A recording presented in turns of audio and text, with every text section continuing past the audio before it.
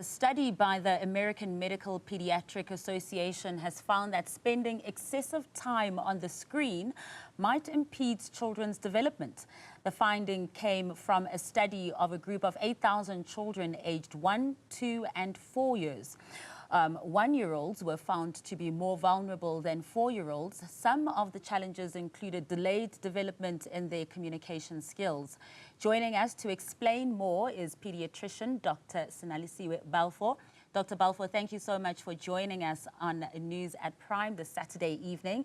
I mean, we know that kids have easy access to screen time more than ever right now.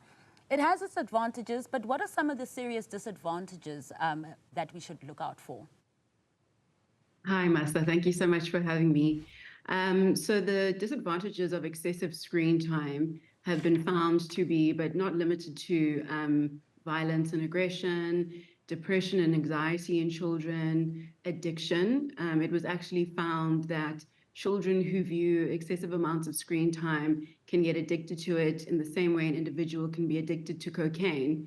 And this is due to obviously the dopamine release in the brain as a result of screen time in excess of what's recommended by us as pediatricians. Virtual autism can also be a side effect of excessive screen time, as well as things like poor speech delay and cognitive impairment too. It's also been found that children who watch too much screen time or have too much screen time can also be predisposed to obesity. Sure, so quite an array of adverse effects that could happen to children with excessive screen time. Let's focus on the ability to learn. How does excessive screen time affect a child's ability to learn? So I think the educational system nowadays is a bit more sophisticated in that at the click of a mouse or the tap of a button, you can access an array of different amounts of information. Search engines can give you an answer just at the drop of a hat within seconds. So I think screen time in terms of learning has its benefits in that there's more information that's accessible and available to lots of different people. We know that the majority of people nowadays have cell phones, and it's easy to just go to search engines and find information on cell phones.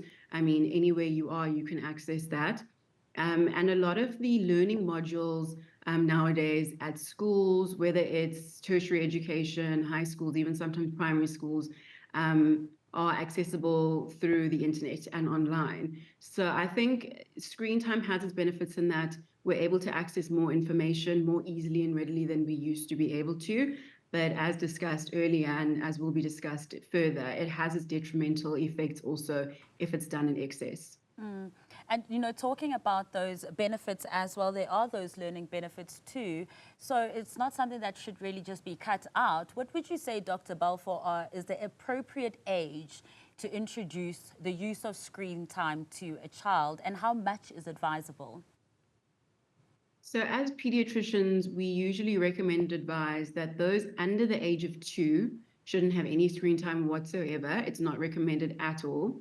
Those between the age of 2 to 5 years of age, we usually suggest just 1 hour of high quality programming and, supervised by a caregiver every day. And those between the ages of 5 to 17 years of age, we usually say, again, high quality programming, but 2 hours a day. So we limit it to that.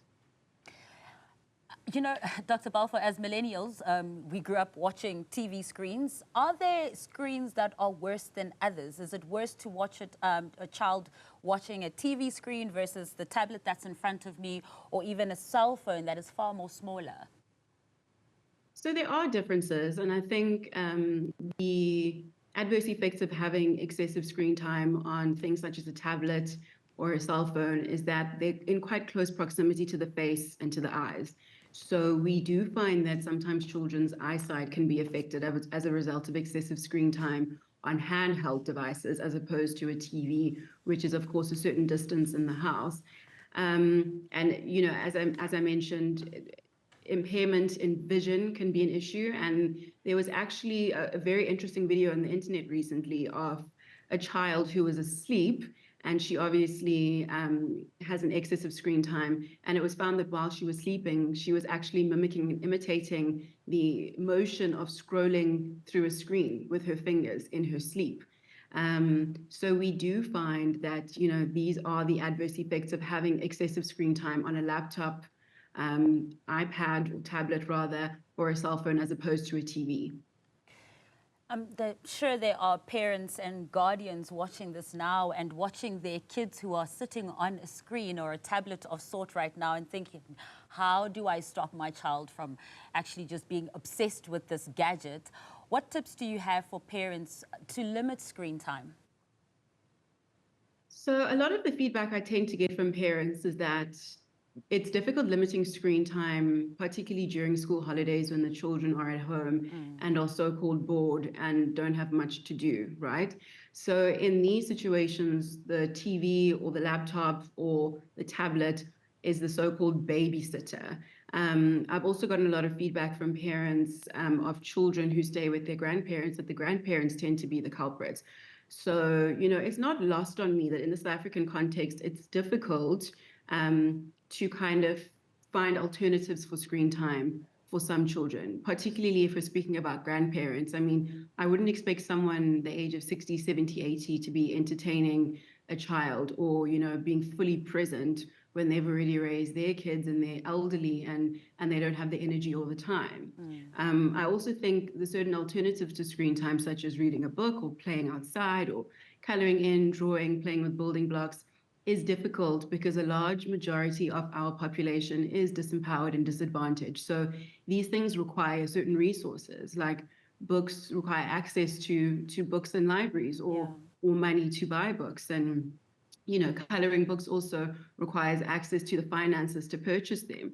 Playing outside requires a safe environment for children to play in when it comes to that. So, I mean, I think when we recommend screen time, we're basically saying within this certain window of watching screen time and this certain time limit, it's proven to be safer than exceeding that time limit. So my advice to parents would be, as far as you can, try and limit screen time to what's recommended by us pediatricians, just to prevent, you know, the detrimental effects on your child's well-being at the end of the day. Dr. Balfour, we could talk about this forever. Thank you so much for joining us this evening and explaining this phenomenon as well to us.